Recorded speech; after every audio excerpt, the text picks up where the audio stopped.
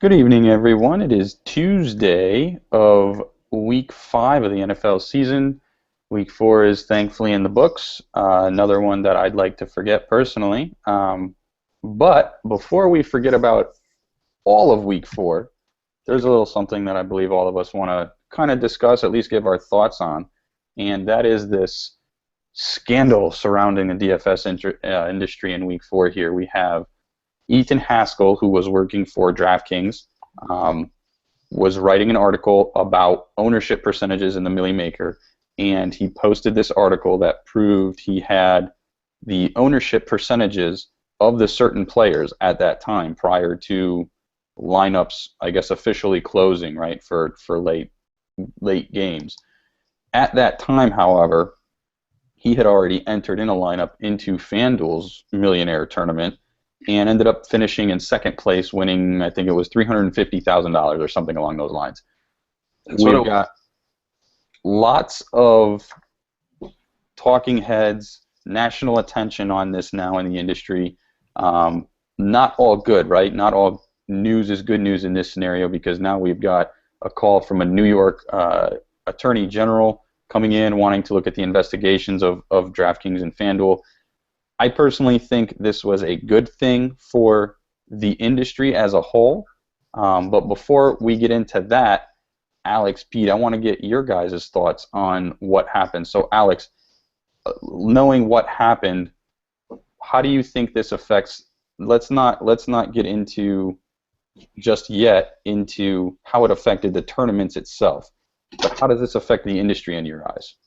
I think it just kind of scares people off of playing. I mean, I think, and even the people that already play, I think it might scare people away. Like, I wouldn't be surprised if our viewership was down, if less of our people that normally listen to us are done after this week, just because if they think that some of these games are rigged, like, they're not going to want to keep putting their money in. They're going to take their money out, and they're going to wipe their hands of it. So it's definitely not a good thing for guys like us, people in the industry, just the industry in general for DFS. Pete, anything? Yeah, in general, I agree with Alex's points. I mean, this is like the one thing that you can't have happen. I mean, this is the one thing that when you first consider playing DFS, this thought sort of flashes in your mind, like, what if it's all rigged? I mean, it would be relatively straightforward, and insider trading is certainly one of the things you worry about as a DFS player, insider information. So Alex is right. He hit it right on the head. This can't be good news. This is nothing but bad news. And, I sort of joked about it earlier when I messaged you guys and said, hey, let's have a segment. Which is a bigger disappointment? What happened in week 4 or this ridiculous news coming out of insider information? Week 4. What's that? It was week 4. Yeah, I think the bigger disappointment was definitely week 4 as well. But this isn't good. It's not good in any way, shape, or form. I hope they get to the bottom of it, exactly how it happened and exactly what happened, and certainly one silver lining, if you want to look at it from a what good could come of this perspective, is it could increase security standards in the industry. It could increase checks and balances. There could be some sort of way to have a watchdog keep an eye on what's going on in our industry, which frankly might be really needed and might be a fantastic unforeseen benefit from all of this. So that's where I was going with it. I absolutely agree with you there, Pete. I think that this will drive transparency. It will drive an auditory board or a compliance auditory board of some sort into the industry to give us a better look at what's going on actually inside the companies themselves, with their employees, with the access that they have to this information. In my view, the ownership percentages can help somewhat, right? There's no doubt in saying that if I know how many people are going to own X player, it gives me a leg up in the competition, right? But at the end of the day, this guy still has to put a lineup together. Those folks that the lineup he has in the lineup still have to hit. So did this information alone win him $350,000? No, but it did, I think, improve his chances of winning those $350,000. So it's a smudge on the industry which is not good right now. But if they can weather this and weather the legal attacks that are coming in terms of what's looking at the major sites, the lawmakers looking at the major sites, still wanting to attack DFS as being, a gamble, like sports gambling. If we can weather through that and continue to go down through this, it's a fantasy game, it's a game of skill, not a game of chance. We can get through this, and I think actually be better as more people will come in the long term, because they'll see now that this happened, they'll see what's going on with other employees as we move on. And again, transparency, I think a very, very good thing in this industry, especially when you're dealing with all types of money, all levels of money. I mean, we're talking, 7-figure payouts every single week, right? It's not something small. So I agree. Big black eye, I think, on the industry now. I think some people are crazy. Some people are saying that Ethan Haskell faces like a class action lawsuit, stuff like that. Well, let's get real, right? That's not going to happen. And if it does, then people are crazy, right? But for now, unfortunately, this is something that we have to deal with. I appreciate DraftKings and FanDuel coming out, telling their employees no more. Let's put a hold on playing DFS for now. I think that was very good. Very, very interesting. It should have been in place anyway. Yeah, I agree. I like that they did the joint statement. That was good. They both did it together instead of like one finger pointing and one being like, well, no, we didn't do that. Like they're both like they're on the same page. Like they're like, no, this isn't like what you think it is. Like we're both exactly. Okay.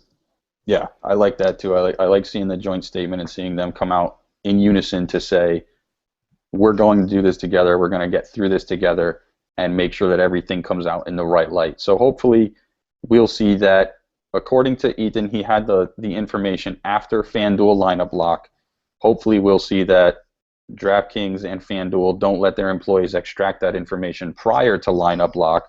But I think we'll see in the coming weeks everything that comes out of it. We'll see reports left and right, and hopefully all I'm asking is that people don't jump to conclusions, right? We don't jump to conclusions that this guy's a cheater. He's been successful in DFS for years. He rode at Roto Grinders for years. I mean, unfortunately, it sounds like cheating, but in my eyes, it's not. It's a leg up if he used it in that fashion, but we just won't know until everything comes out, if it does come out at all. But at the end of the day, it's out now. Everyone is free to keep their own opinion of what's going on, and that's ours. Someone asked in the chat, can we see a reverse ruling on the legality of fantasy sports?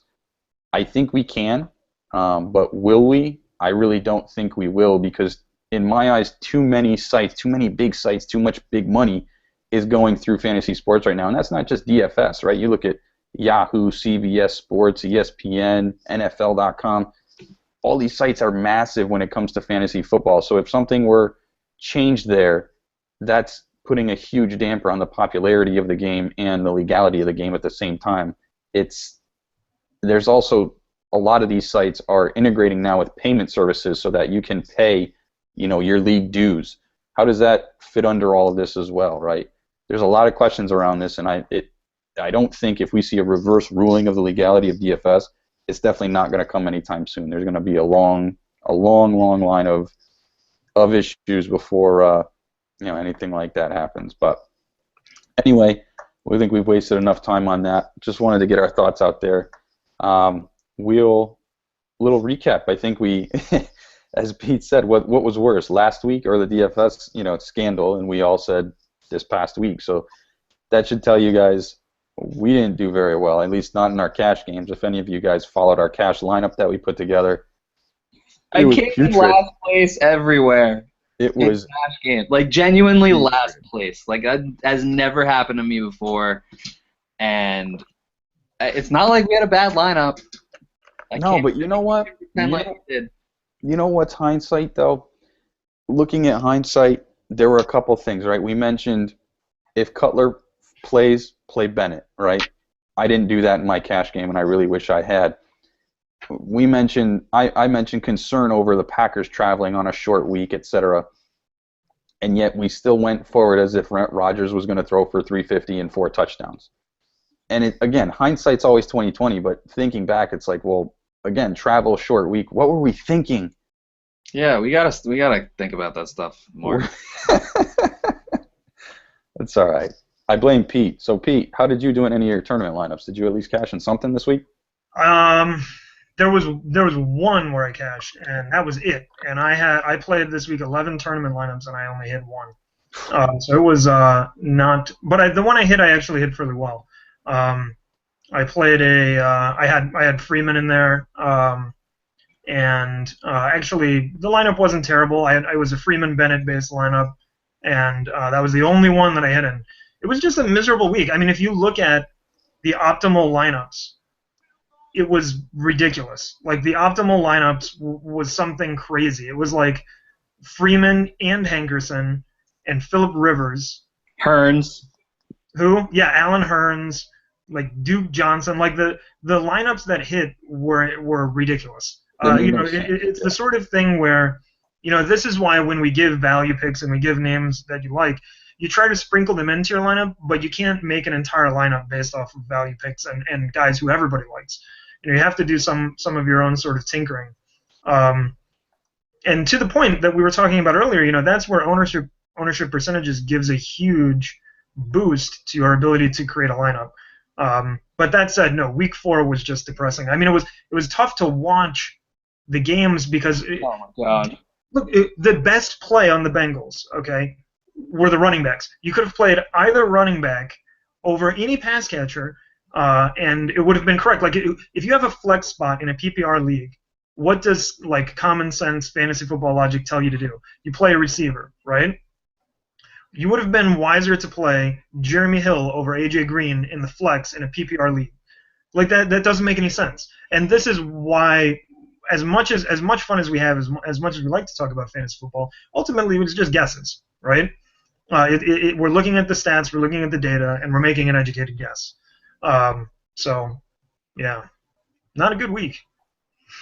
No, not a great week. Not a great week. But let's get the positivity back, right? Let's get the juices flowing. Let's get into I told both of you guys over the weekend, this is the first week I think in 2 or 3 years that I've turned off football. I left during part of the 4 p.m. games to just go take a shower, and I don't think I watched the second half of the Cowboys Saints game. I half watched yesterday's game.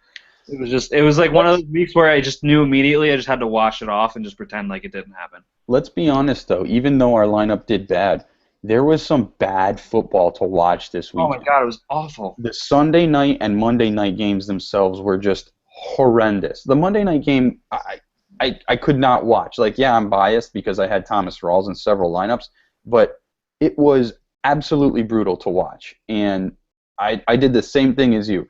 I had a couple of games on, the ones that were on, because I don't have the ticket this year. The ones that were on were just brutal to watch, so I said, you know what? I'm going outside. I took my son outside. We played outside, and it was I had to get away. I couldn't sit there and watch it anymore because it's just, okay, my lineup's going bad, but at least give me something entertaining to watch. It was ugh. Yeah, it was all just pure boring. Yeah, I mean, Drew Brees throwing 5-yard outs every other play, and then freaking Russell Wilson running for his life. It just wasn't fun. It wasn't fun. But all right, let's pretend like it didn't happen. Yeah, let's move forward. Again, I like that, Alex. I like that. That's a good idea. Let's move forward. That's what DFS is all about. That's why we love it. That's why we're here. We can ignore it and move on. Let's go to the next week. Week 5. Let's start it now and get the positivity going. Let's get some good juices. Let's kick it off with quarterbacks, and let's go with Tyrod Taylor. He's our first value pick quarterback. We're talking about him every single week. His upside is his floor very high, nice running yards, blah, blah, blah. He performed almost up to 3 times value. He had 15.4 fantasy points on DraftKings at 5,800 last week. He underperformed for what we expected, but he still just about hit value for a cash game for what we normally look for. This upcoming week, same salary. It stays at 5,800 on DraftKings. It sits at 7,500 on FanDuel. Going to Tennessee this week, Alex, what do you see out of Tyrod Taylor? I just don't like Tennessee, so I think that he's 3 for 4 and great weeks. And last week, even though it wasn't good and it wasn't pretty, he still put up some points. It's not like he just dropped the complete goose egg. He was for the first half of the game, but he came back and put up points. So I think in a more positive game script game like he has going against the Titans, no shady probably. Carlos Williams is a maybe. He's going to have Boom Herron, who's only going to be able to throw the ball to. So I have a feeling that he's just a much better play this week. It's just really just that simple. Now, he's on the road, Pete. Does that worry you at all, seeing as how he's had 3 games at home? His only game on the road was at Miami, who we've seen so far this year is not what we expected, right? To paraphrase Dennis Green, they're not who we thought they were. Does that worry you at all, traveling to Tennessee? Not particularly. Like Alex said, Tennessee is not a terrible matchup. And look, this is one name, probably of multiple, that we're going to say, hey, these guys are still good plays. We liked him last week. We like him again this week. And we like him sometimes even for the same reason. The offense runs through Taylor. Correct me if I'm wrong. Shouldn't he have had a rushing touchdown as well last week to add on to his? He got stopped at the 1 or something. I thought there was like a penalty. Right. They brought it back.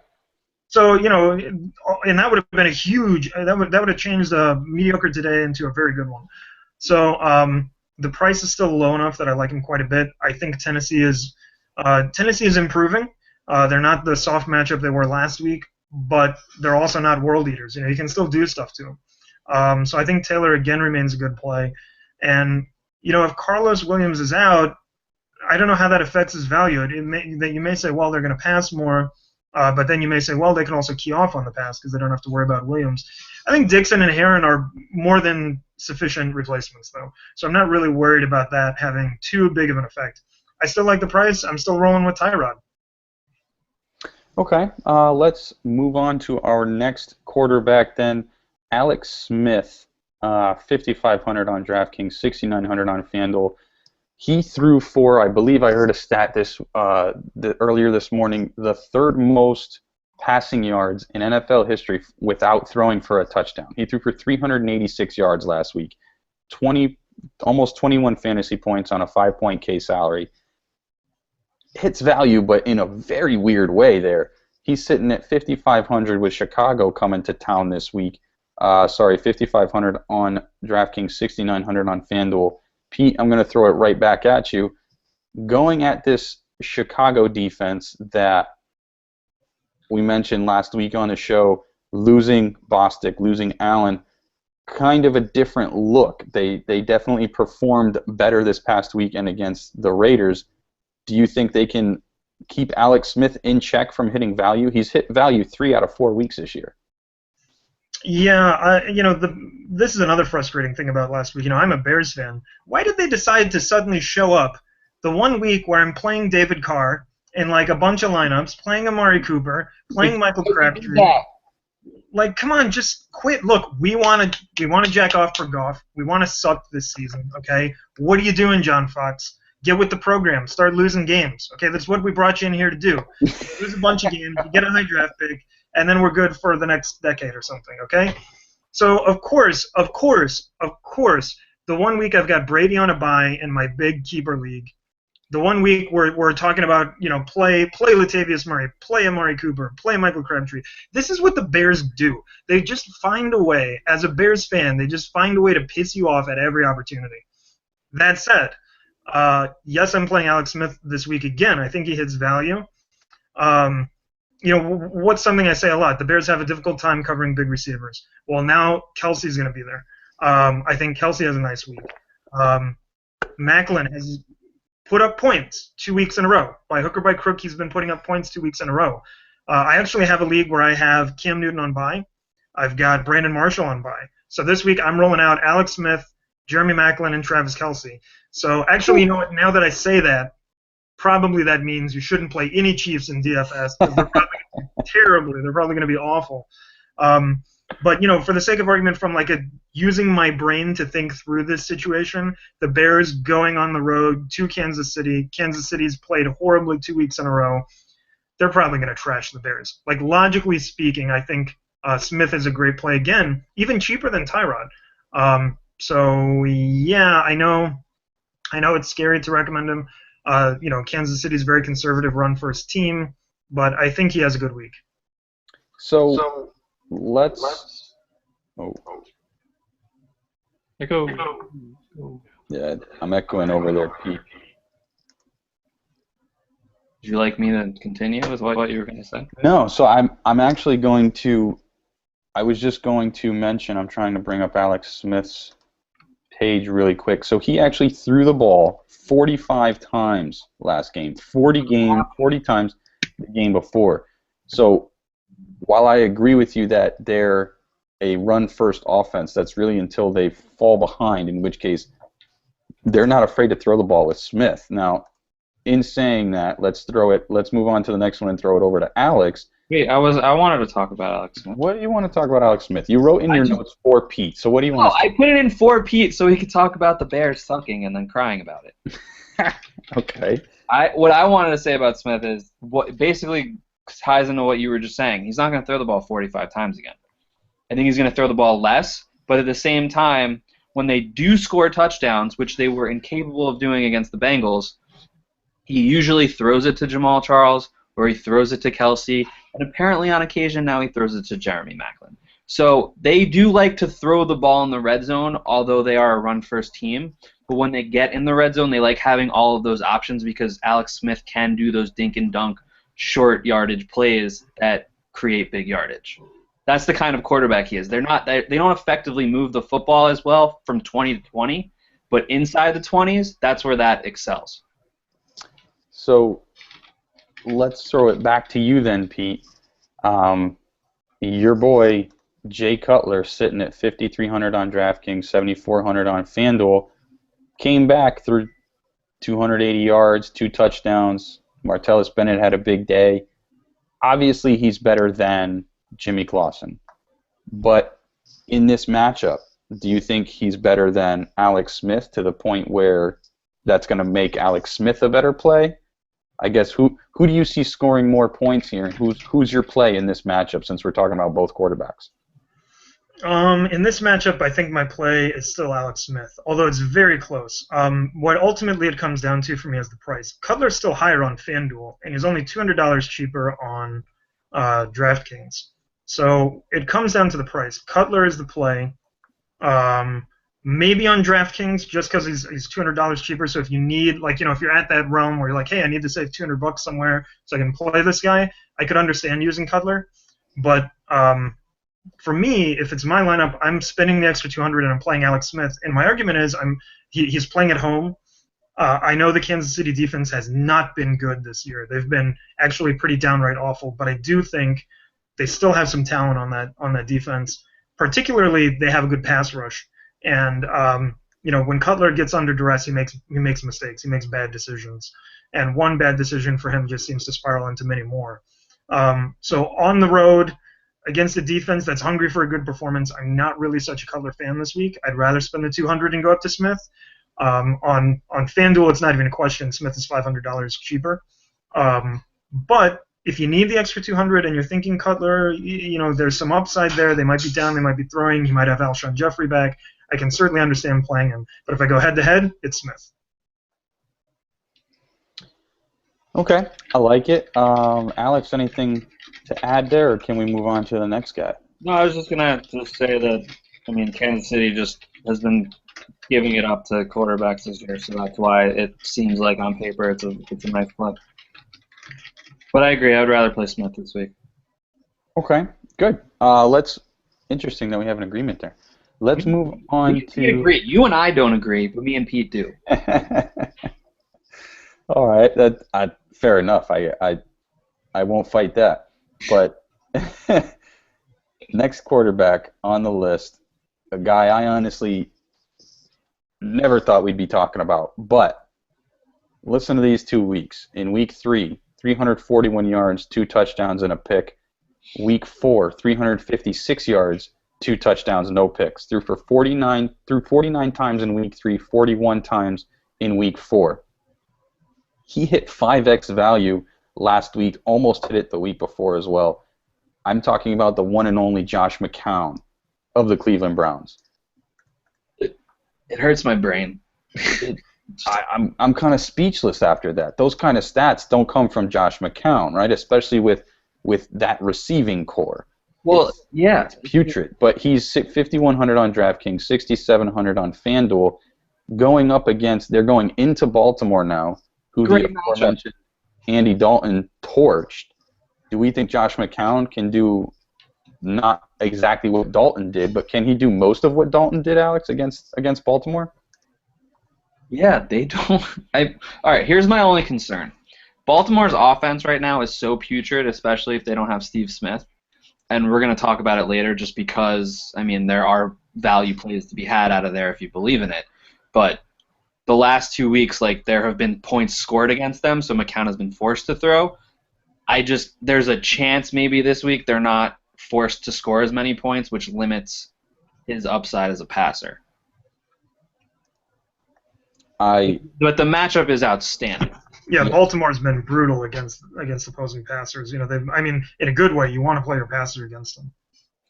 Right. Yes, I fully agree there. The thing that worries me is without Smith, exactly what you said. Without Smith, can Baltimore put up the points to force McCown to throw it? Right. Like I said, he threw it 40+ times each of the past 2 weeks. Really don't see him throwing it 40+ times against Baltimore without Steve Smith there to move the ball. But in saying that, I think that kind of lines us up for some value picks in our next segment with running backs. We're not gonna actually let's dive in right there. Let's go to I'm gonna go out of order here from the list, so I apologize, guys, but bear with me. In sticking with that same game, running backs for Cleveland, Duke Johnson came out as the passing back this week, right? He had a ridiculous coming out game, catching 9 balls for 85 yards and a touchdown. You could say that last week he actually... Can we take a moment to just appreciate the touchdown that he caught? I didn't see it. That was one... Me and Pete definitely were gushing over it. It was like an over-the-shoulder. He got both feet into the corner of the end zone. It was gorgeous. So one of the best touchdown catches of the year, by far. That's beautiful, and that means that they're going to keep him in that role and potentially increase his value. Now, right. So go ahead with what you're saying. I have a stat when you're done. Yeah. No. The only thing that I see as a question mark here is now his price. He's all the way up to 4,600 on DraftKings, 5,900 on FanDuel. Give me one sec to look at. He was 3,100 this past week, so he jumped $1,500 in a week. In a week where we think that Cleveland may not have to throw the ball 40+ times, does it make sense to look more at Isaiah Crowell, who's been getting double-digit carries every week at a salary of $4,100? That's $500 cheaper. See, the way I see it is, even though Crowell was the primary ball handler, Duke Johnson had more touches. Duke had, I think it was 8 carries and 10 targets. And anytime your running back's getting you 10 targets, I don't care if he's 4,500 or if he's 7,000, you want to go with that guy. So the first 2 weeks they were kind of reluctant to ease him in. I think it had a lot to do with the whole training camp thing. But last week he had 6 catches. I think it was on maybe, I want to say 8 targets. I'm just going to double check. But this week he had 10 targets, and he hauled in 9 of them for 85 yards, and obviously that gorgeous, gorgeous touchdown. All right, so he had 7 targets the week before. So over 2 weeks to have 17 targets on an offense that needs to throw the ball, and he's going to be in on third down no matter what, I'm a fan. Yeah, the target numbers are wide receiver 1 territory. Like, honestly, I mean, that's 8.5 targets a game over the past 2. I think if you're playing a Cleveland running back, which now that you actually hear that sentence out loud, you're probably thinking to hell with the Cleveland running backs. But if you are going to play one, it's clearly Duke Johnson. Look, I mean, our listeners know by now, these are PPR formats. Play the running backs that catch the ball. The floor is not as bad, not as low, and the ceiling is much higher. As we saw this week. If you played Duke Johnson and Rashad Jennings this week, you had a nice week because they both caught a few passes. But I like Duke between the 2 Cleveland running backs. And also, it's kind of an underrated thing. Like, everybody really wanted Manziel as the quarterback, but Manziel isn't the kind of quarterback that's going to throw the ball to Duke, because he's just going to run. He's going to use his legs when he's in trouble. McCown is the kind of quarterback that, oh, I'm in trouble. Where's Duke? And he'll look directly at Duke, which is also why Crowell had his own 3 targets and 3 catches, and he had 62 yards, because Dumb-off king. those plays, I would say, of those 13 targets, I would say 10 of those Manziel would have tried to run or scramble or do something. What's interesting, though, is we kind of just contradicted, right? Surprise, surprise. We said that we don't know that this offense is going to have to throw as much as they did the past 2 weeks. No, I said it limits the upside, but looking at it on paper and the way that this offense is going, this is how it should go. And it's difficult to predict a game like this because look, on one hand, you could see a scenario where Cleveland is ahead and running the ball. These are 2, let's be honest, pretty bad teams. And I remember a few years ago where maybe it was even last year when Tennessee played Houston, 2 terrible teams, and they put up like 480 passing yards each. Something insane like that. The point that I'm making here is, ugly games can be ugly in a variety of ways. A variety of ways. One of them could be neither defense shows up.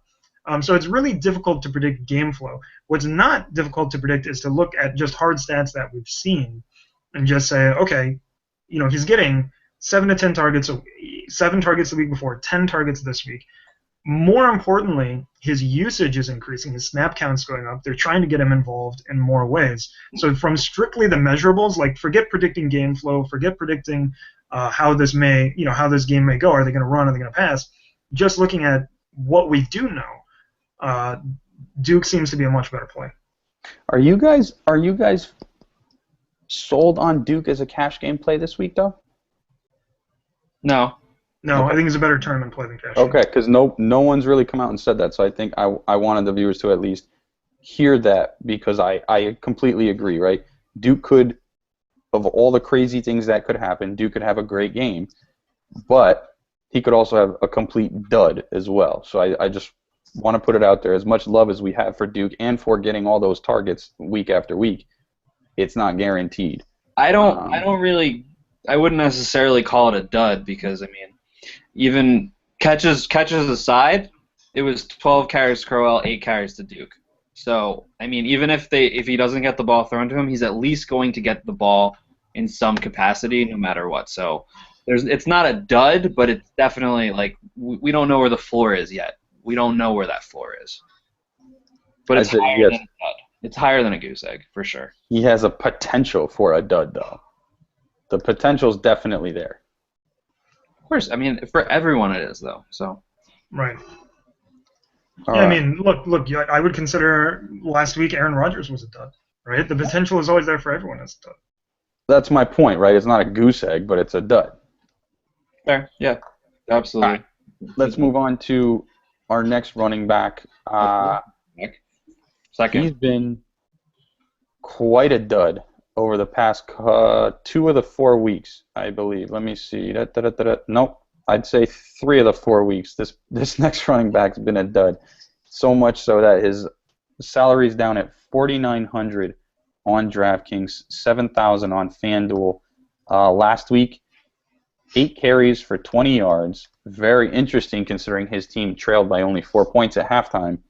Carlos Hyde, Alex. He's traveling cross country now to play the Giants. I believe that's a Sunday night game, so time difference kind of shouldn't affect them all that much since it's played later in the day. You think he can hit value here? $4,900 against arguably a rush defense that has been one of the worst in the league. Yeah, he absolutely can. Plus, his only big game came on prime time. So I think also, all right, the other thing that I like about Hyde, he pretty much called out the offense last week because a bunch of reporters were asking him, like, why aren't you repeating your success from week 1 and all this. He's like, because have you seen Kaepernick throw? Something along the lines of, have you seen Kaepernick throw the ball? Like, if he's not being given all right, this is exactly what he said. He said, it's hard to run when there's 9 people in the box because they know Kaepernick can't throw. It was close to the quote of what he said. So I think on prime time, the Giants just came off a big win. These are the kind of games that the Giants kind of falter in and kind of give up just mental mistakes on top of mental mistakes. And this is the kind of game that Kaepernick can kind of take advantage of with his legs and open up the field a little bit. And I think Hyde has an opportunity to take advantage. But I will say that I would rather play Duke in a cash game than Hyde this week. Okay. Pete, anything to add on Hyde? I think Alex hit the main points. This is a case where he's the guy. He's not getting much competition. Reggie Bush is back, but didn't do a whole lot, didn't touch the ball a whole lot. The matchup is reasonable. The only thing to worry about is this is a West Coast traveling east, right? It's a West Coast team coming all the way across to play the Giants. So right, but it's not like early. It's not an early game. That's true. So I guess that's an argument in favor of it. But nonetheless, I think Alex hit the main points.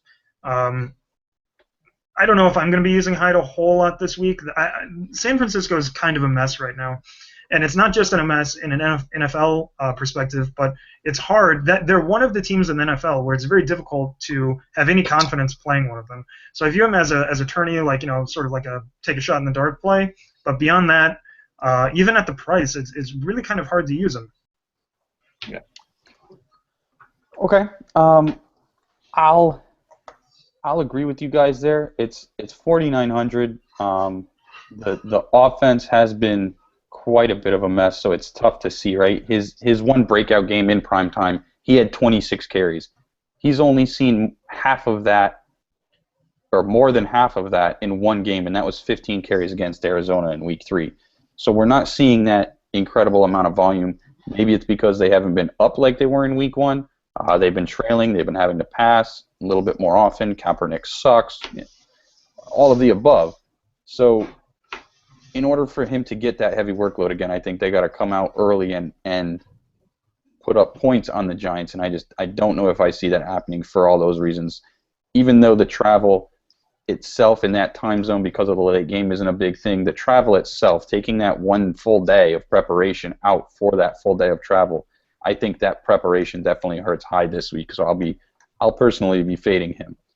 Let's move on to the next set of running backs. We're going to look at Dion Lewis, who's sitting at 4,800 on DraftKings, 6,900 on FanDuel, and LeGarrette Blount, 4,500 on DraftKings, 6,200 on FanDuel. Now, let me bring up their player cards. LeGarrette Blount got most of his value in Week 3 with those 3 touchdowns, right? Those 3, I don't remember if they were garbage time or essentially garbage time touchdowns, but that's how he got his value. Hit 7x. He had $4,000 salary, jumped up to 4,500 now this week. Dion Lewis with Blount out did very well, right? He's been the pass catching back. He's Shane Vereen 2.0 there, right? He did fumble in each of the first 2 weeks, but they still put him out there. 8 carries, 5 catches in Week 3. Seems to have hit. He definitely hit value in each of the first 3 weeks, especially for a cash game. Alex, are you looking at Dion Lewis in a cash game sense as they travel to Dallas this week?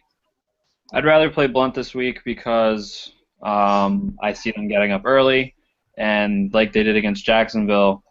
Even though Dion Lewis hit value in week 3, it was all in the first half, and then he didn't touch the ball again. So if he doesn't hit value in the first half, I see the same thing happening again where Blount just takes over at the end of the game and gets all the goal line carries and just completely destroys Dion Lewis's value at the end of the game.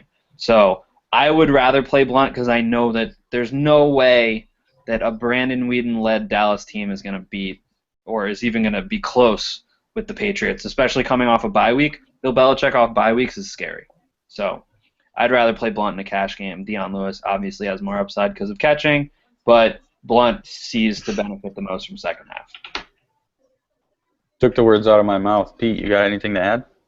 No. I mean, look, now I think we can all officially agree you can stop playing the Patriots running backs in DFS, right? Yay! Yay! Where's Mark? Play the thing where the confetti comes down and like the horns go off. Da, da, da, da, da, da, da, da.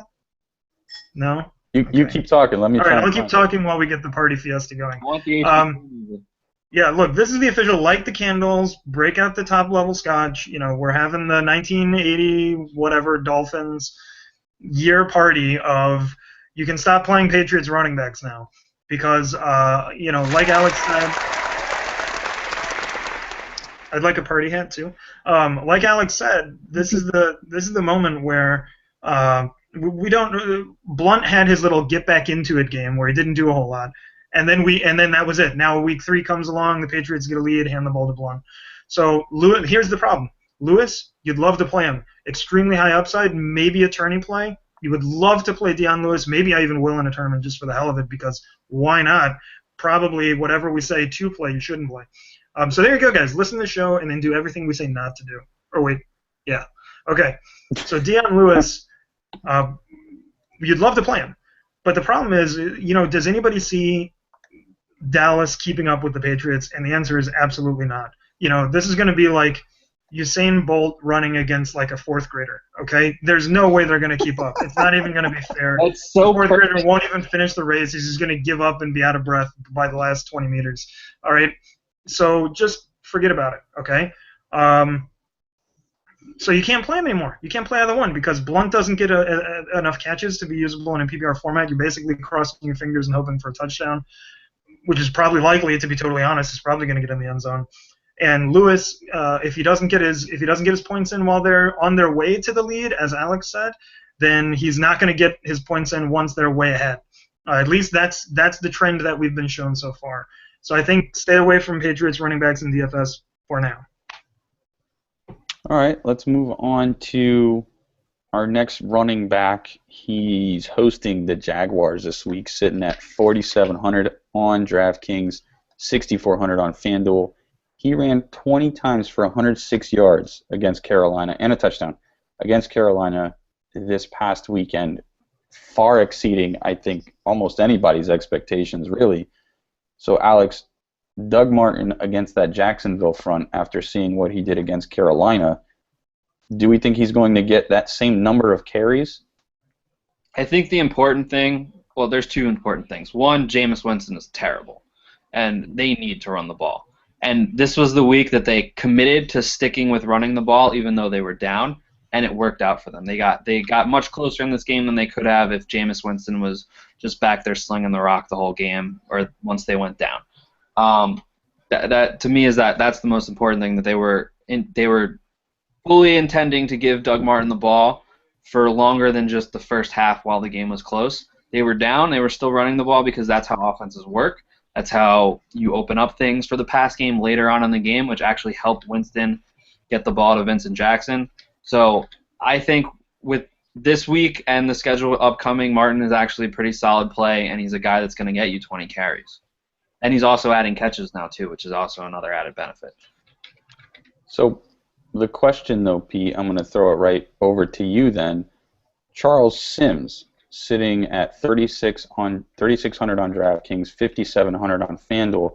So he's 1,100 cheaper on DraftKings, 700 cheaper on FanDuel.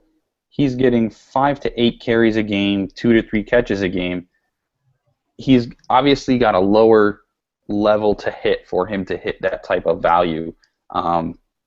He did hit a cash game value this week. Do you see Charles Sims kind of eating into Doug Martin's workload at all this week?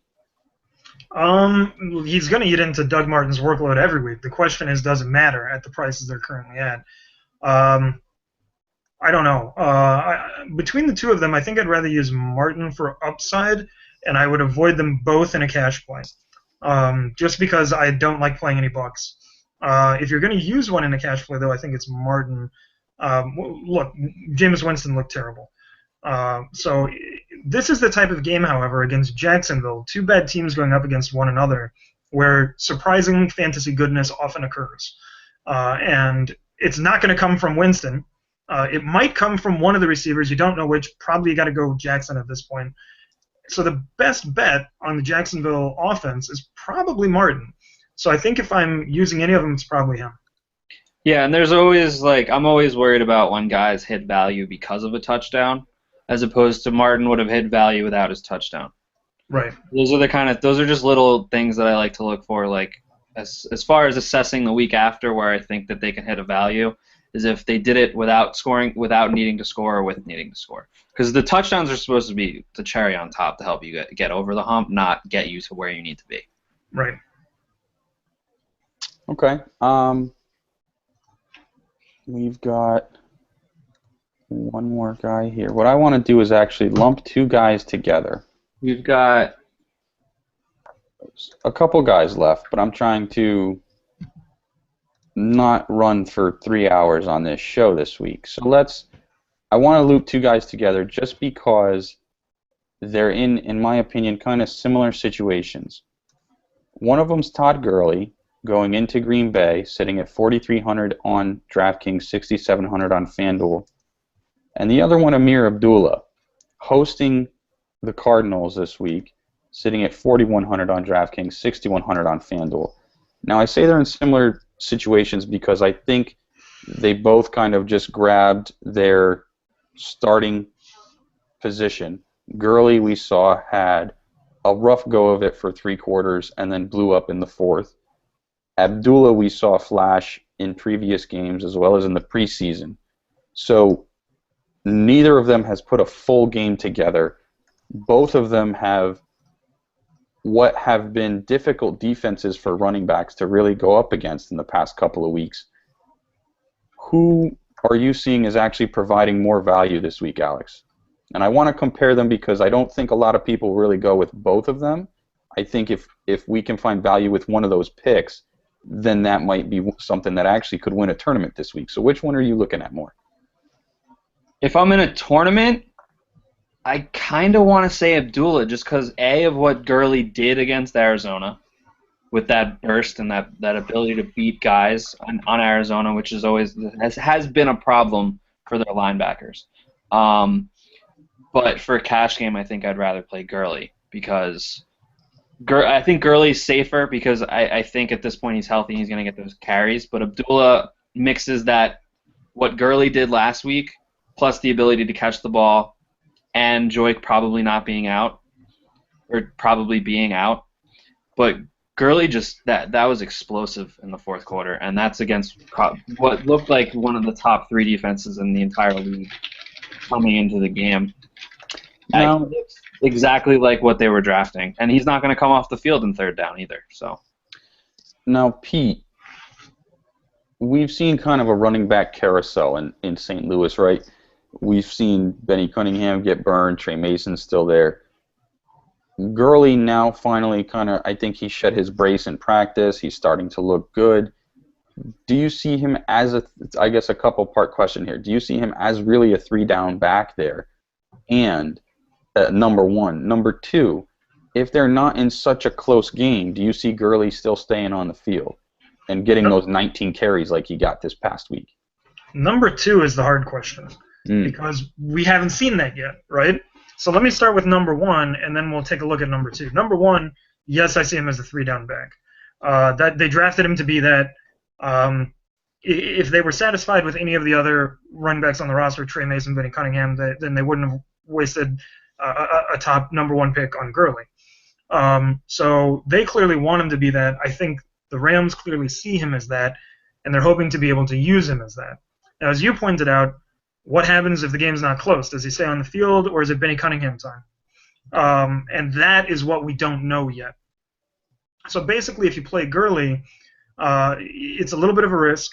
You're also playing him after a big week, so the logic there would be a lot of people might be tempted to use him because they see the cheap price, they see the big week he just had, and they think he's going to keep it up. Let me get him while he's cheap. So, and that makes sense. It's very logical.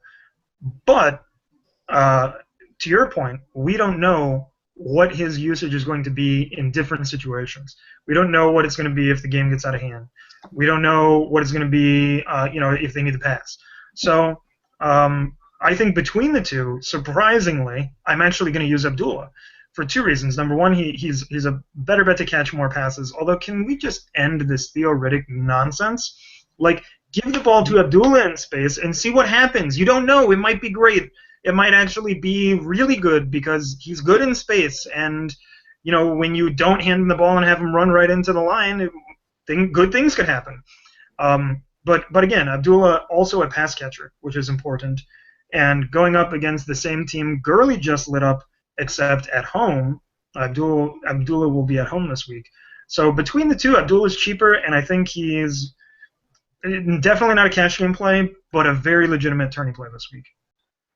Yeah, the only reason I had Gurley over Abdullah is just because I think that so many people are going to be all over him this week. And it's kind of the same. It's not exactly the same as the Carlos Williams situation of last week, but it's similar, where I could see his ownership being like 60-65% in cash games. Right. So if he does go off, like if you don't have him, you're kind of in a little bit of trouble. Yeah, it's that recency bias that I think you're right. It's going to carry him up to elevated levels of ownership, especially in cash games. And a lot of people are just going to look at the stats, and they're not going to look at, again, that first half, he did nothing. The first 3 quarters, for the most part, he didn't do much. It was that fourth quarter where he ripped off several big runs that kind of just skyrocketed his total. Like 23, 25, 31, and 51, and only 3 of them were in the fourth quarter, and other than that, he was 15 for 21. Exactly. And that's what I think a lot of people aren't going to see. But okay, that's good. Very good discussion there. We're going to move on to our last running back. I like that little comparison. I thought that was a good pairing. Good. Let's move on to our last running back, who, I'll be honest, I don't want to spend much time on him because we talk about him every week, and his upside is clearly there. He's hit value in 3 out of 4 weeks. He just continues to do it, and he continues to do it with single-digit rushing attempts, 3 to 6 catches a week, but he's a scat guy. $4,600 on DraftKings, $6,000 on FanDuel. Pete, Danny Woodhead. I guess just answer this, right? We like I said, they're taking on Pittsburgh this week. Monday night they take on Pittsburgh. Cash game for you or no? No. And yes. Why not? I don't know. My first instinct was no. But now that I think about it, look, San Diego's got a lot of guys hurt. We don't know if Stevie Johnson's going to play. Didn't they just sign Donald Brown? That's why no. I think San Diego just signed Donald Brown, and I don't understand that. I don't understand that. Oh, he's learning. Look at this. This is bad. Very good, Mark. I don't get it. So no, just because why the hell are you signing Donald Brown? I don't like it. I don't like it. Cut him though, didn't they? I mean, they just cut Donald Brown. But then they signed him like yesterday, I think. No, yeah, they did. Am I making this up? No, I'm not making this up. Signed him yesterday, but it was. I think one of their linemen went on IR for a little bit or something. Yeah, I don't know. Sure. It makes no sense. Look, I completely agree. It makes absolutely no sense because you would think that he's 40 years old, but he's only like 28. Because the thing about Woodhead is, for the price, you love them, but now he's sort of creeping up there. You know, now he's in the Gurley range. He's in the Doug Martin range. He's in the range of maybe there are guys who have the full job to themselves who I'd rather use. So it's a good matchup. He catches balls. I'm not using him in a cash game.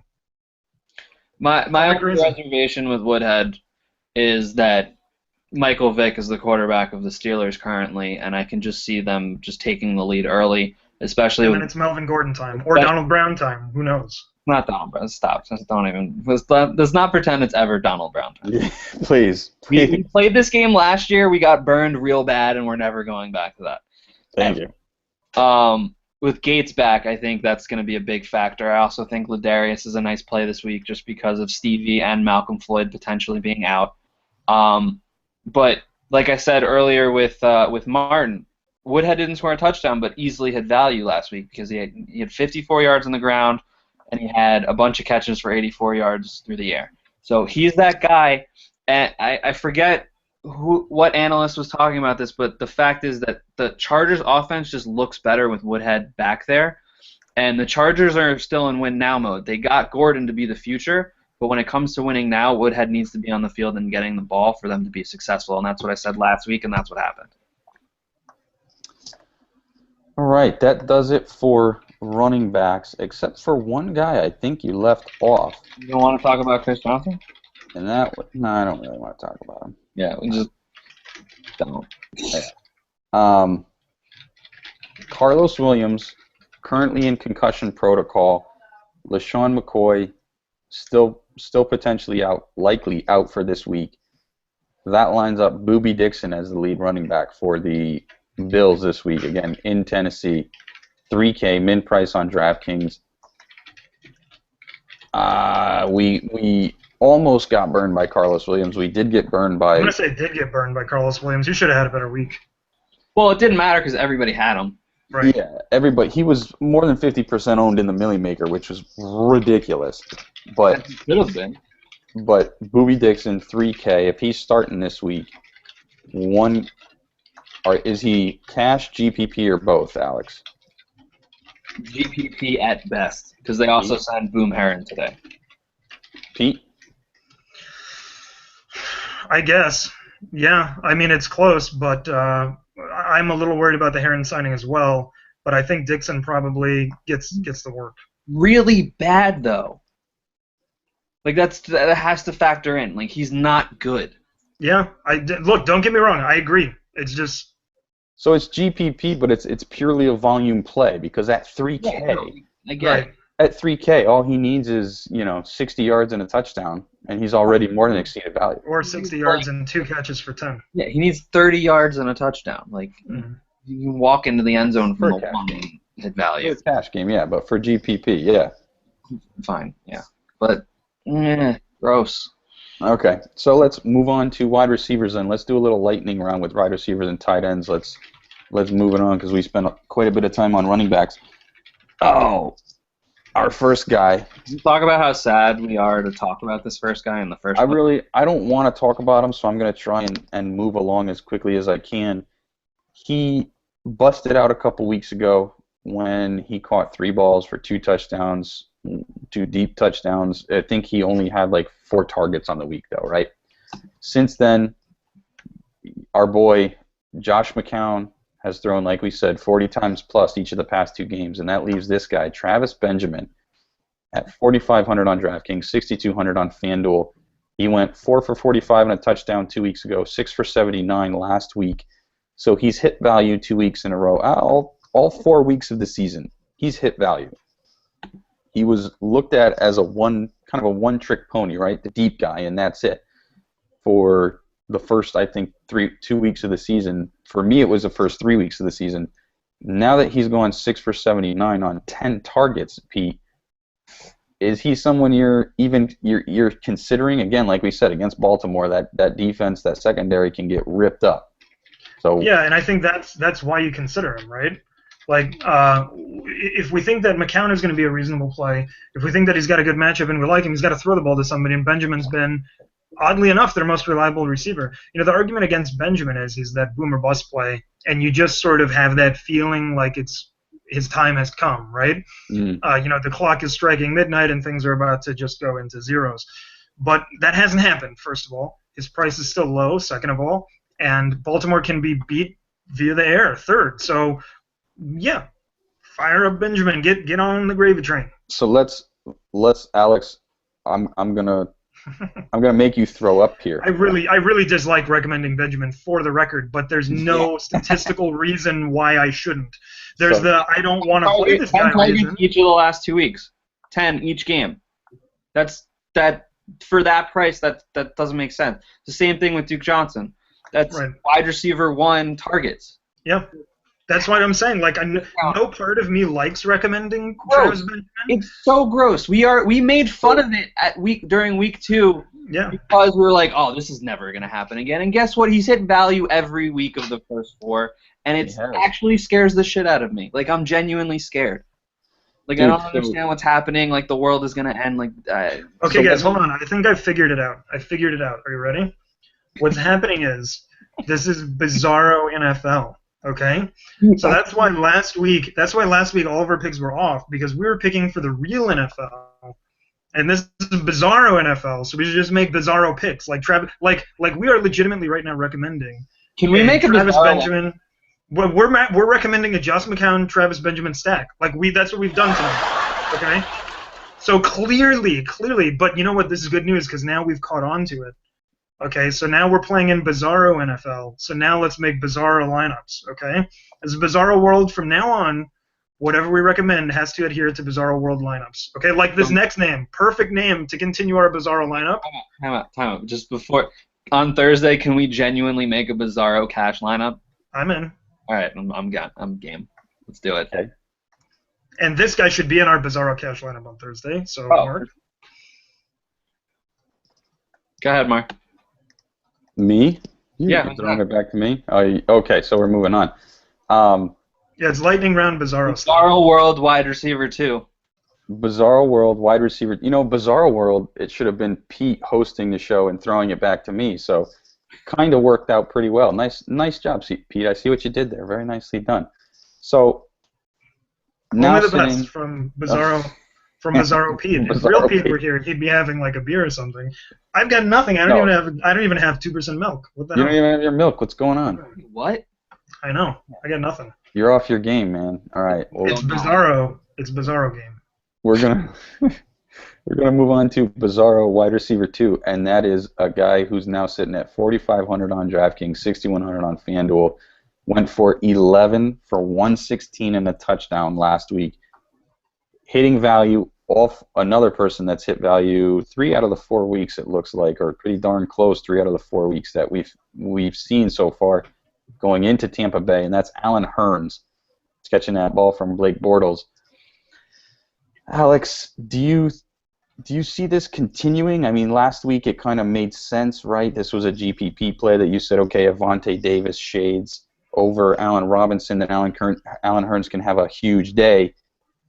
I don't believe that's how Lovie Smith runs his cover 2 over in Tampa. I don't think DBs kind of shade receivers. I don't see Allen Hurns repeating this now. Of course, Bizarro World, maybe he does. Which world are we living in here, Alex? You tell me. Bizarro World, he had 15 targets last week. Like that, it just doesn't. He had 15 targets this last week. You catch like less than half of them, and you have a great week.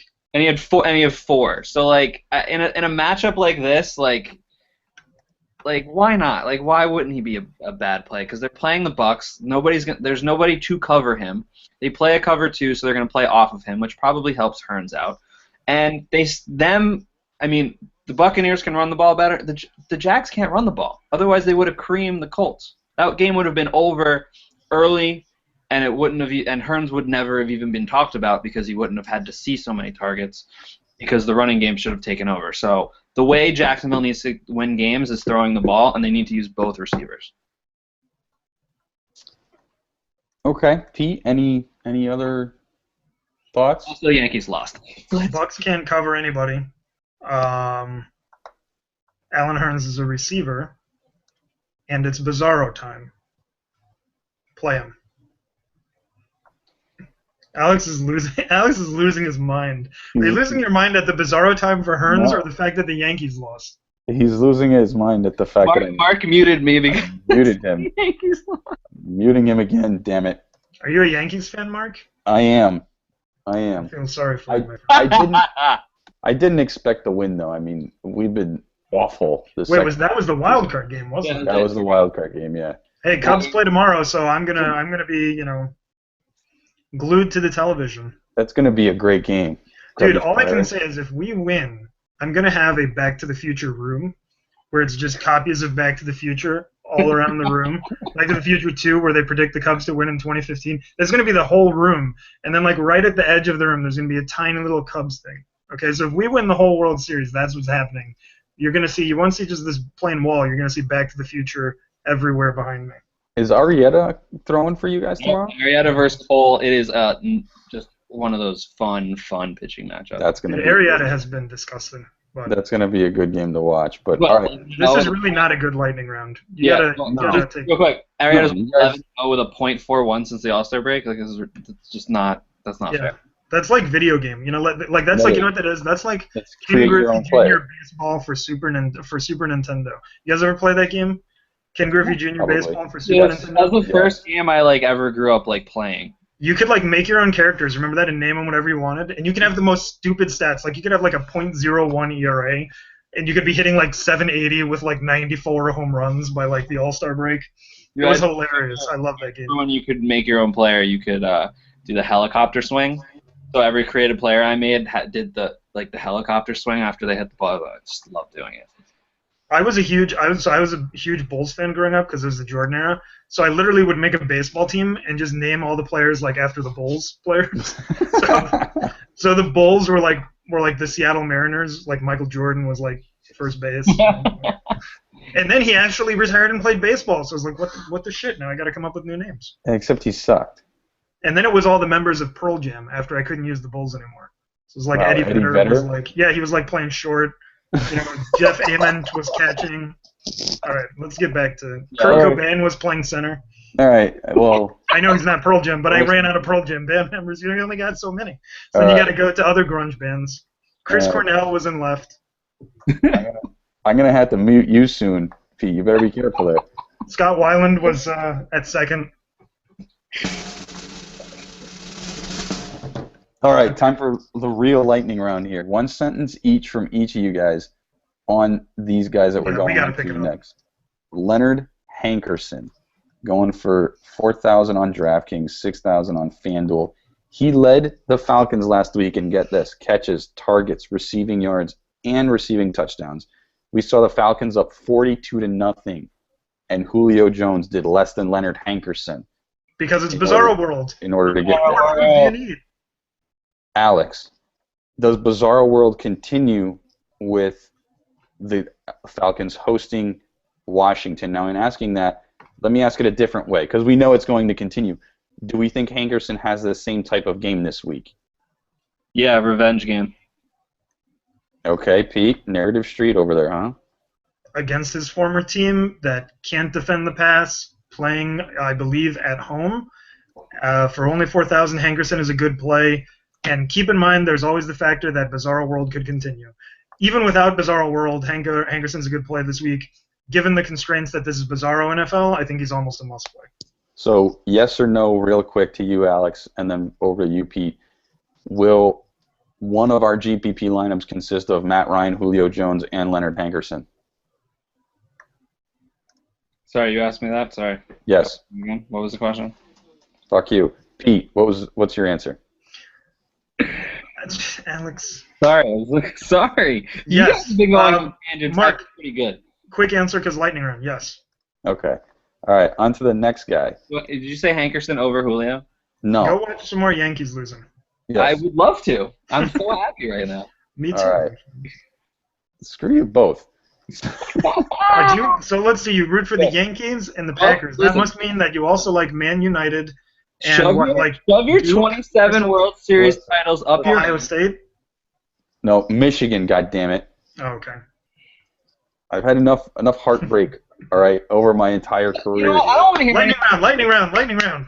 You guys miss out 28-0 this weekend, and you can just Yeah, suck it. Kamar Aiken sitting at 3,800 on DraftKings, 5,800 on FanDuel. We mentioned earlier, no Steve Smith. Who's Joe Flacco going to throw a ball to? He caught 5 of 7 targets for 77 yards and a touchdown this past weekend. His salary only went up $500 in a game we've been talking about for a little while now. Baltimore's secondary sucks. Cleveland's secondary has been pretty bad. Pete, Kamar Aiken, one sentence, go. No Steve Smith. It's Mark Trestman, so you know they're going to throw the ball. Good play for turning point. And Alex? maybe catch. No Steve Smith, potentially no Gilmore. Who else is Flacco gonna throw the ball to? Max Williams. Well, yeah, that's Max Williams and Power Ginger. Don't jump the gun. Okay, sorry. It's lightning round. There you go. We covered Max Williams too. Gilmore. All right. Jamison Crowder of the Redskins coming in at 3,500 on DraftKings, 5,200 on FanDuel. My initial reaction at this was, how is he not bare minimum? Then I looked at the past 2 weeks, and he went 6 for 45 2 weeks ago against the Giants, 7 for 65 this past week against the Eagles. In a game where we know that they're going to have to, where we, in real world, we think they're going to have to play catch up. In Bizarro World, who the hell knows what's going to happen? Alex, Jamison Crowder, 1 sentence, go. All right. First of all, bizarre world or not, Crowder's doing stuff. But Crowder is the slot guy in Washington. He was drafted for a reason. He was no, sorry, that was Rashad. Crowder's a very, very nice slot receiver, and no Reed, potentially no Garcon, and potentially also no Deshaun. They have to throw the ball to Crowder. There are no other options in this offense. So just based on that, gotta do it. Pete? Somebody's going to score. Might as well be him. I'm not using him. I like it. That's a great. I just think without a touchdown is where I see him adding value. So that's all I'm going to say. Okay, let's move on to tight end here. Delaney Walker sitting at 3,800 on DraftKings, 4,500 on FanDuel. Coming off a bye, they're hosting Buffalo. Before the bye, he caught 7 for 68 against the Colts. Buffalo coming in. Buffalo's defense has not lived up to what we thought it was going to be.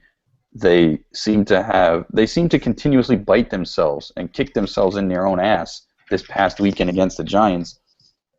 They had something, 16 or 17 penalties called against them this weekend that they just kept letting drives extend. If they get into that again this weekend, Alex, do you think they extend a drive to the point where Mariota can dump the ball off to Walker and he can get in the end zone? Absolutely. It's a Rex Ryan football team.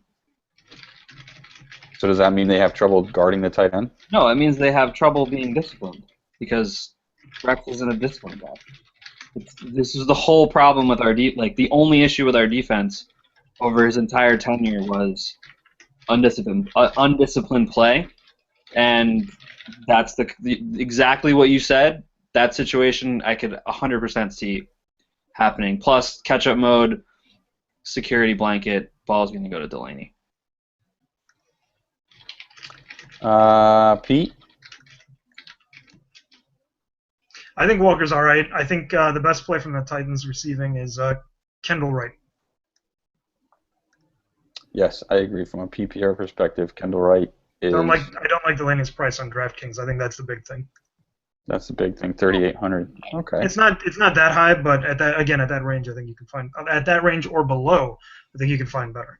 Oh, let's look at who's but he below does still have a nice ceiling. Mm-hmm. Let's look at who's below him then. We touched on a couple of these guys earlier. Max Williams, Baltimore taking on Cleveland at home, 3,300. Or Crockett Gilmore, 3,100. Sorry, let me throw out FanDuel as well. Max Williams, 3,300 on DraftKings, 48 on FanDuel. Gilmore, 31 on DraftKings, 51 on FanDuel. What are we looking at? Do we know if Crockett Gilmore's definitely not playing? Do we know anything just yet? I don't think we do. Last I saw, I'm looking it up now actually, and I don't think it's definitive. So until we have more information on this, I'm not using either of them. Look, keep in mind Gilmore was out last week. What did Max Williams do? A whole lot of nothing. You guys might remember I told the story on the podcast about how I picked up Colby Fleener to block my friend from using him. Yes. Yeah, and won my game against him because of that. Fleener actually had a pretty nice week. Max Williams put up 1 point. I ended up winning by 14, and I think in that league Fleener put up 15. So, no. What are you going to do? Go ahead, use Max or Gilmore if you want. I'm not using either. Again, what's going on with our tight ends? We got to get a tight end here who I might actually play. Like that guy. Many. There's one coming up that I might use. So the next guy coming up is I just wanted to say that if Gilmore's healthy, I would probably play Gilmore. Don't do that. No, I'm going to do that all I want because I purposely skip over you. I don't want to hear you. Just kidding. All right. This is sad right now. Next up, Ladarius Green, 3,200 on DraftKings, 5,100 on FanDuel. We're looking at, I believe, he overcame the concussion that kept him out of Week 3. Caught 4 for 53 and a touchdown this past week in a game that we saw was a lot higher scoring than I anticipated. Alex, looking at Ladarius Green, do we don't we think that Antonio Gates is going to step in now that he's coming back off of his suspension?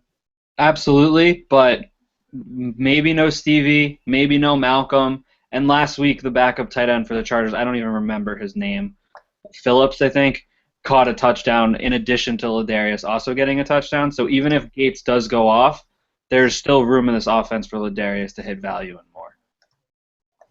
Pete? I totally agree. Again, Chargers really banged up in the receiving department. Not sure Stevie Johnson's status. This doesn't look good. And Gates' first game back, it was a suspension. It wasn't an injury. But game speed is different. You still expect him to be a little rusty, getting involved. So I think Green's an okay play. There's still more I like better, like the guy coming up. And that would be OD the OG, Owen Daniels. 2,700 on DraftKings, 4,900 on FanDuel. ODB. Owen Daniels, the Bronco. Look at you. I was using my brain, which is also what I used last week. Did you say, to make picks with. Did you say Owen Daniels or old Daniels? Because I heard old. Owen Daniels, but it could be old. They both apply.